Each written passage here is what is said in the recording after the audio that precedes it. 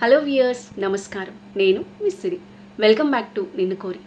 ఈరోజు కథ ప్రేమ పిల్ల ఎపిసోడ్ 12. మనసుకు నచ్చే అందమైన కథ. కథ నచ్చితే లైక్ చేయండి. అలాగే లైక్తో పాటు తప్పకుండా హైప్ చేయండి. ఇక కథలోకి వెళ్ళిపోదామా? నేను విజయవాడ ట్రాన్స్ఫర్ కాగానే చెప్పిస్తాను. నాకు నేనే చాలు, నాకెవరూ అవసరం లేదని చెప్పిస్తాను. అలాగే అదే మాట కళ్యాణ్తో కూడా చెప్పాలి అని అనుకుని గౌతమ్ వచ్చేలోగా బయటికి వెళ్ళిపోవాలని డిసైడ్ అయ్యి లోపలికి కదిలింది శాస్త్ర. ఫాస్ట్గా రెడీ అయిపోయి బ్యాగ్లో స్నాక్స్, ఫ్రూట్స్, వాటర్ బాటిల్ పెట్టుకుని లాక్ వేసి ఇంటి నుండి బయటికి నడిచింది.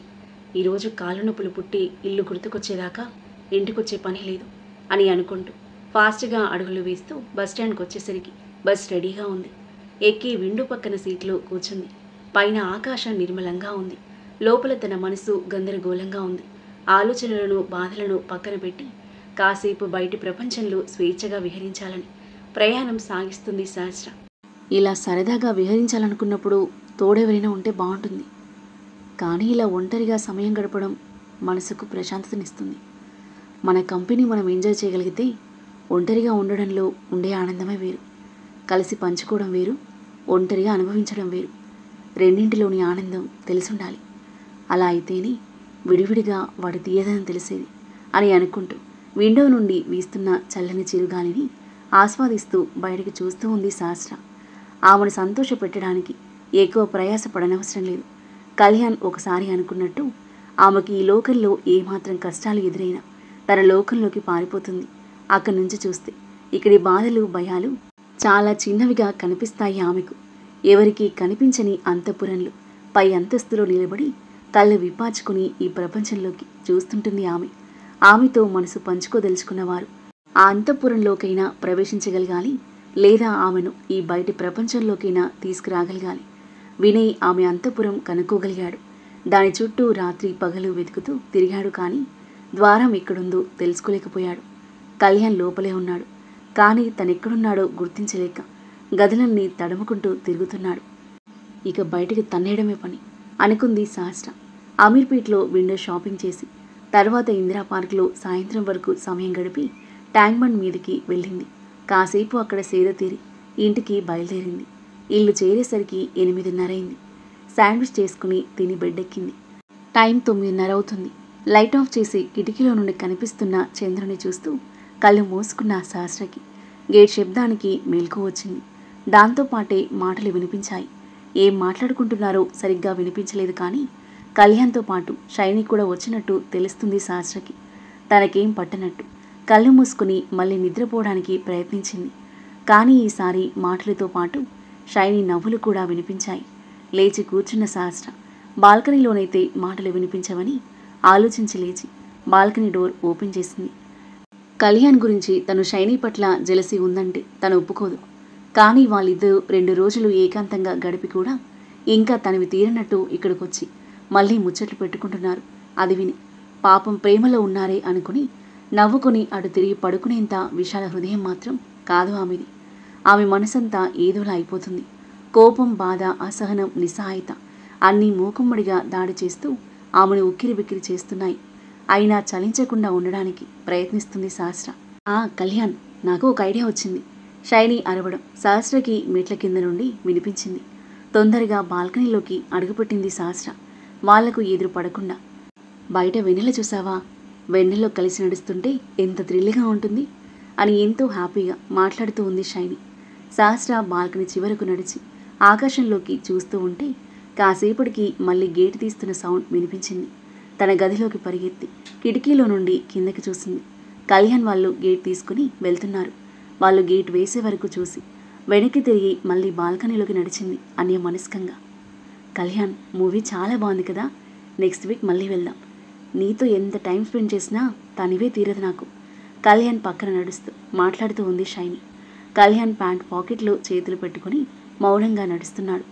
ఏంటి కళ్యాణ్, మాట్లాడవు అడిగింది షైనీ అతని వైపు చూస్తూ. వెన్నెలో నడవడం బాగుంటుంది అన్నావు. వెన్నెలో నడవడం అంటే నడవడం, మాట్లాడడం కాదు అన్నాడు. మాట్లాడడం, నడవడం రెండు అంది షైనీ.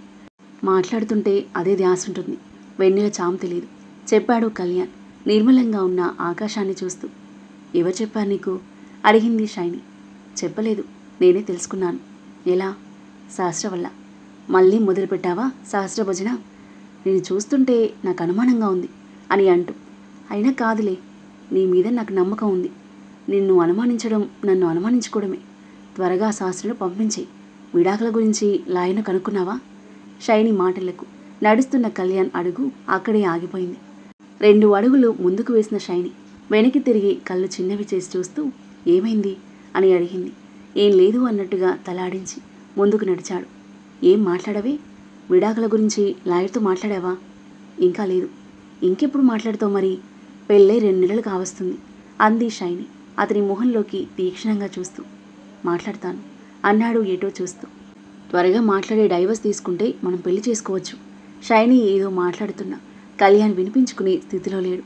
డైవర్స్ అనగానే అతని గుండె వింతగా వేగం అందుకుంది. మనసంతా ఏదోలా అయిపోయింది. కళ్యాణ్ వెళ్దామా? షైని మాటలకు చిన్నగా తలాడించి వెనక్కి తిరిగి తనతో పాటు ఇంటి దారి పడ్డాడు. నిమిషాల్లో ఇంటికి చేరుకున్నారు. Bye Kalyan, good night. అతని హక్ చేసుకుని వదిలి స్కూటీపై వెళ్ళిపోయింది షైని. వెనక్కి తిరిగిన కళ్యాణ్ ఎంట్రన్స్ స్టెప్స్ పక్కన సహస్ర చెప్పులను గమనించి, సహస్ర ఇంట్లోనే ఉందైతే. ఎప్పుడొచ్చిందో? పడుకుందేమో, కానీ ఇంకా 10 కూడా కాలేదు. అప్పుడైనా ఏదైనా బుక్ చదువుకుంటుందేమో. డోర్ క్లోజ్ చేసి పైకి వెళ్ళాడు. సహస్ర గది ముందు నుండి వెళ్తూ చూశాడు. గది డోర్ తెరిచే ఉంది. అందులో లైట్ వేసలేదు. బెడ్ లైట్ కూడా లేదు. డోర్ వేసుకోకుండానే పడుకుందా అని అనుకుంటూ బాత్ చేయడానికి వెళ్ళాడు. బాత్ చేసి నైట్ డ్రెస్ వేసుకుని పడుకోబోతూ పక్క గది వంక చూశాడు. 2 గదుల మధ్య ఉన్న కనెక్టింగ్ డోర్ క్లోజ్ చేసి ఉంది. దాని కింద నుండి వెలుగు ఏదీ కనిపించలేదు. చీకట్లో పడుకుందా? ఆమె ఏది చేసినా ఏదో ఘనకార్యమైనట్లు ఆమె ప్రతి చర్యను గమనిస్తున్నాడు కళ్యాణ్. తల విదిలించి కళ్ళు మూసుకున్నాడు. గదిలో కాకుండా ఆ బాల్కనీలో కానీ పడుకుందా? ఆలోచన రాగానే వెంటనే లేచాడు కళ్యాణ్. ఆమె అలాంటిది. తన గది దాటి బాల్కనీలోకి వెళ్ళాడు. సహస్ర ఓ పక్కన నీళ్ళపైనే అటువైపు తిరిగి పడుకుని కనిపించింది. కాళ్ళ దగ్గర బ్లాంకెట్ ఉంది.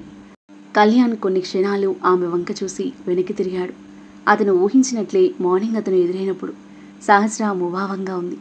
3 రోజుల క్రితం వాళ్ళ మధ్య అల్లుకున్న మాటల పల్లకి మూగబోయి మౌనాల మంచుపడి బిగుసుకుపోయింది. కళ్యాణ్ అదేం గమనించినట్టు సహస్ర వెంటపడి, ఆ గిన్నెక్కడ పెట్టనా? ఉప్పు కావాలా అని కల్పించుకుని మాట్లాడాడు. సహస్ర ఆ ఊను మించి పలకలేదు. అయినా అతనికి బాధ వేయలేదు. ఏదో జరగబోతుందని అతనికి ఊహ మాత్రంగా అనిపించింది. అతనే ఏదో నిర్ణయం తీసుకోవాల్సి ఉందని. అస్పష్టంగా దేని గురించి, ఏ సందర్భంగానూ అతనికి తెలియలేదు. కానీ తెలుస్తుంది. 9కి భద్రొచ్చాడు. ఆఫీస్కి స్టార్ట్ అయిన కళ్యాణ్ మైండ్ను ఎన్నో ఆలోచనలు చుట్టుముట్టాయి. ఆఫీస్కి రీచ్ అయ్యాడు. వర్క్ మీద కాన్సన్ట్రేట్ చేయలేకపోతున్నాడు. 1 గంట తర్వాత ఎండి నుండి పిలుపు రాగా అతని గదివైపు వెళ్తున్న కళ్యాణ్కి సడన్గా స్ఫురించింది. వెంటనే అతని పెదవి పైన సన్నని నవ్వొకటి తేలియాడింది. మార్నింగ్ సహస్ర మాట్లాడినందుకు అతనికి ఎందుకు బాధ కలగలేదో ఫ్లాష్లా అర్థమైంది. నేను షైనీతో కలిసి 2 రోజులు మాయమైనా ఏం జరగనట్టు సహస్ర నాతో ఇవాళ మాట్లాడి ఉంటే, నేనంటే ఆమెకు ప్రత్యేకమైన అభిప్రాయం ఏం లేదని, నేను ఎవరితో తిరిగినా ఏం చేసినా ఆమెకు పెద్దగా పట్టింపు లేదని సూచించడం. కానీ సహస్ర అలిగి మాట్లాడలేదంటే నేనంటే ఆమె కొంచెం కేర్ చూపించిందని కదా అర్థం. కళ్యాణ్ టై సరిచేసుకుని రాఘవరత్న క్యాబిన్ డోర్ మునివేళ్లతో తట్టాడు. కమిన్ వినిపించి డోర్ తోసుకుని లోనికి నడిచాడు. నీ కొత్త పొజిషన్ ఎలా ఉంది? రాఘవ అడగడం విని కుర్చీలో సరిగ్గా కూర్చున్నాడు Kalyan. Any problems? No sir బదులిచ్చాడు కళ్యాణ్. అయితే నువ్వు అడ్జస్ట్ అయ్యవన్నమాట అన్నాడు రాఘవ.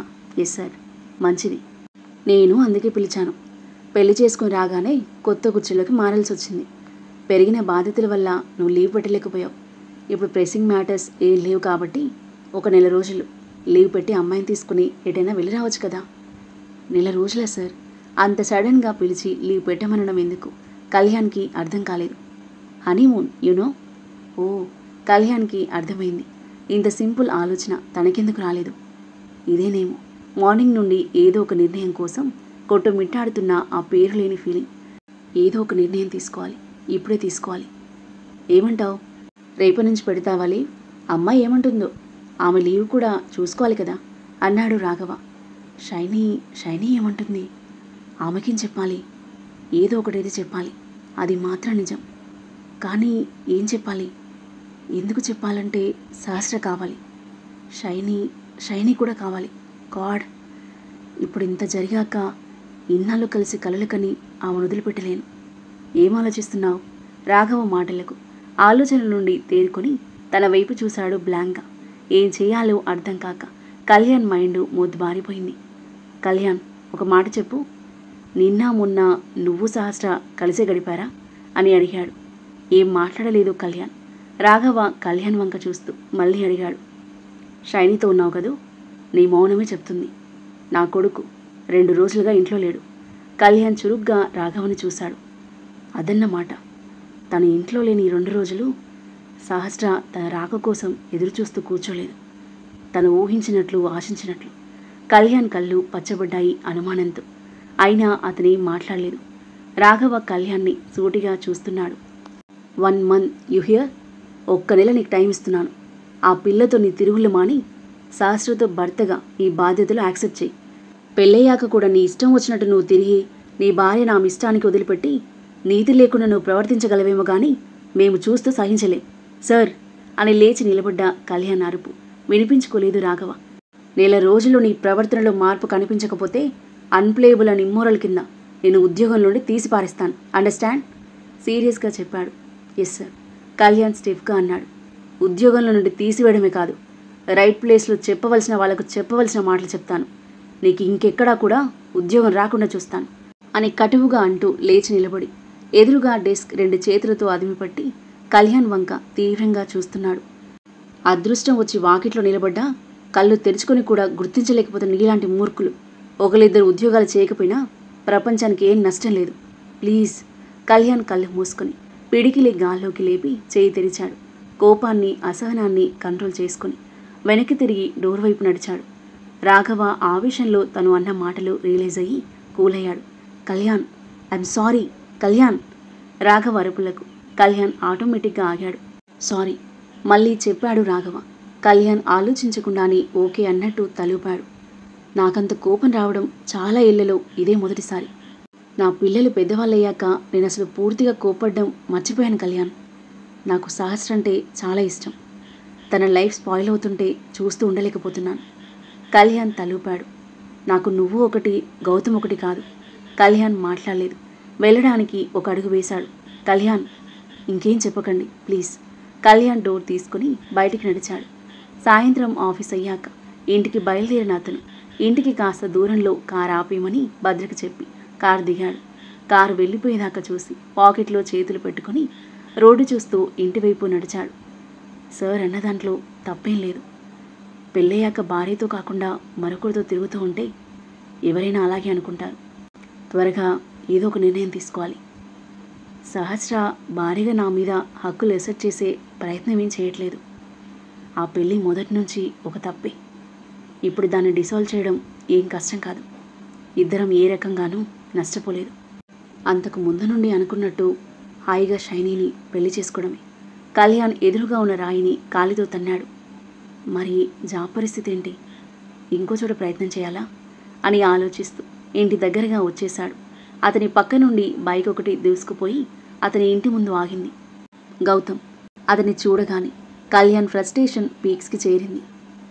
పాకెట్లో నుండి చేతులు తీసేసి 2 అంగల్లో ఇల్లు చేరాడు. అతని కన్నా ముందే గౌతమ్ గేట్ తీసుకుని లోపలికి వెళ్ళాడు. కళ్యాణ్ వెనక్కి వెళ్ళి ఏం కావాలి? గౌతమ్ను తీక్షణంగా చూస్తూ అడిగాడు. శాస్త్ర గారు కావాలి. ఉందా ఇంట్లో? గౌతమ్ అనిశ్చితంగా చూశాడు. ఎందుకు? ఏం పని? అడిగాడు కళ్యాణ్. కొంచెం మాట్లాడాలి. గౌతమ్ బదులిచ్చాడు. ఏం మాట్లాడాలి? నాకు చెప్పండి. మీకు చెప్పలేను అని అంటున్నా అతని కళ్ళు మెరిశాయి. మెట్లపైన శాస్త్ర కనిపించింది. కళ్యాణ్ పైకి చూసి గౌతమ్ను చూశాడు. శాస్త్ర గారు మీతో కొంచెం మాట్లాడాలి గౌతమ్ అన్నాడు. అతని మాట పాత్రిక్గా ఉంది. చెప్పండి నిర్లిప్తంగా అంది సహస్ర దగ్గరకొస్తూ. ఇక్కడ చెప్పలేను, నాతో బయటికి రాగలరా? సహస్ర నోరు విప్పేలోపే సహస్ర వల్ల బయటికి రాదు అని చెప్పాడు కళ్యాణ్. అయితే రేపు? గౌతమ్ సహస్రని చూశాడు. రేపు సాయంత్రం. రేపు కూడా రాదు. కళ్యాణ్కి కోపంగా ఉంది. సహస్రని అతనితో ఎక్కడికి పంపించే పనే లేదు. కావాలంటే రేపంతా సహస్రతో పాటే ఉంటాడు తను. మీరుండండి, నేను మిమ్మల్ని అడగట్లేదు. గౌతమ్ సహస్ర వైపు చూస్తూ మీరు చెప్పండి సహస్ర గారు అని అడిగాడు. సహస్రని అడిగినా అదే జవాబు. కళ్యాణ్ ఘాటుగా చెప్పాడు. ఎందుకని? ఎందుకు? సహస్రని డెస్పరేట్గా చూస్తూ అడిగాడు గౌతమ్. నాతో మాట్లాడడానికి కూడా ఎందుకంత తప్పించుకొని తిరుగుతున్నారు? నిన్నంతా పిచ్చివాళ్ళ మీ చుట్టూ తిరిగాను. ఇంట్లో లేరు, ఫోన్లు చేశాను, ఫోన్ ఎత్తలేదు. నేను వస్తున్నానని బ్రతిమలాడాను, ఉండలేదు. నేనంత ద్రోహం ఏం చేశాను? కనీసం నాతో మాట్లాడడం కూడా ఎందుకు మానేశారో చెప్పాల్సిన కనీస బాధ్యత మీకు లేదా? నాకు మీరిచ్చే గౌరవం ఇదేనా? అతనింకా ఏమో అంటూనే ఉన్నాడు. కానీ కళ్యాణ్కి ఇంకేం వినిపించలేదు. అయితే రాఘవ అనుమానించినట్టు గౌతమ్ సహస్రతో లేడన్నమాట. సహస్ర ఏదో అంటుంటే అతని ఈ లోకంలోకి వచ్చాడు. ఈ లోపల గౌతమ్ చెప్తున్నాడు, సరే నాకింకేం చెప్పకండి. అపార్థాలు, అభిప్రాయ భేదాలు ఏమున్నాయో అవన్నీ మనం కలిసి కూర్చొని మాట్లాడుకుని సాల్వ్ చేసుకుందాం. అంతేగాని ఏదో అనుకున్నామని గౌతమ్ అంటున్నాడు. ఏమనుకున్నాం? అతను పెళ్లి చేసుకుందామన్నాడు. నేను కాదన్నాను. ఇందులో అనుకునేదేముంది? సహస్రకి విసుగనిపించింది. ఇంకేదో ఉన్నట్లు సూచిస్తుంది ఆ మాట. సహస్ర మాట్లాడబోయింది. కానీ గౌతమ్ ఆగలేదు. రేపు బయటికి వెళ్ళడం గురించి మాట్లాడుతున్నాడు. కళ్యాణ్ గౌతమ్ను తీక్షణంగా చూస్తున్నాడు. ఏమనుకున్నారు వాళ్ళు? పోట్లాడుకున్నారా? ఏ విషయం గురించి? లవర్స్ ట్రిప్పా? అందుకేనా సహస్ర అలిగి అతనితో మాట్లాడలేదు? సహస్ర రేపు మీతో బయటికి రాదు, కళ్యాణ్ ఈసారి గట్టిగా చెప్పాడు. అతని పెదవులు కోపంగా బిగుసుకున్నాయి. ఎందుకని రాదు? రాదు. ఎందుకు? సహస్ర గాబరాగా చూసింది. ఇప్పుడు వాళ్ళిద్దరూ గొడవకు దిగరు కదా, ఏం చేయాలి? కళ్యాణ్ కాస్త కూలయ్యి గౌతమ్ మొహం పరీక్షించి చూస్తూ, సహస్ర రేపు మీతో ఎందుకు రాదంటే ఆమె రేపు ఈ ఊర్లో ఉండట్లేదు కాబట్టి అన్నాడు. ఊర్లో ఉండట్లేదా? ఎక్కడికి వెళ్తుంది? గౌతమ్ సహస్రని చూశాడు. నాతో వస్తుంది. 1 month ప్రాబబ్లీ. ఇప్పుడు లగేజ్ ప్యాక్ చేసుకోవాలి అని చెప్పాడు కళ్యాణ్. అతని మాటలకు అయోమయంగా చూసింది సహస్ర. మీతో వస్తుందా? ఎక్కడికి? అడిగాడు గౌతమ్. ఎక్కడికైనా. ఆమె ఎక్కడికంటే అక్కడికి వెళ్తాం. ఫస్ట్ బెంగళూరు అన్నాడు కళ్యాణ్. కానీ ఎందుకు? ఎందుకేంటి? హనీమూన్. ఆ మాత్రం గెస్ట్ చేయలేరా? కళ్యాణ్ అనేసరికి సహస్ర కళ్ళు నోరు తెరిచి అవాకైపోయి చూస్తే గౌతమ్ మైండ్ బ్లాంక్ అయిపోయింది. షాకింగ్గా చూశాడు ఇద్దరి వైపు. ఆ తర్వాత ఏం జరగబోతుంది? సహస్ర కళ్యాణ్తో హనీమూన్కి వెళ్ళడానికి ఒప్పుకుంటుందా? గౌతమ్ పరిస్థితి ఏంటి? ప్రేమ పెళ్ళ అనే సంఘర్షణలో ఉన్న కళ్యాణ్ చివరికి ఏ నిర్ణయం తీసుకోబోతున్నాడు? అద్భుతమైన కథనంతో ఇంట్రెస్టింగ్గా సాగి ఈ కథ నెక్స్ట్ ఎపిసోడ్ కోసం మన నెక్స్ట్ వీడియో చూడండి. కథ నచ్చితే లైక్ చేసి కామెంట్ చేయండి. ఇంకా ఇలాంటి ఇంట్రెస్టింగ్ స్టోరీస్ కోసం మన ఛానల్ని సబ్స్క్రైబ్ చేయండి. Thank you for listening.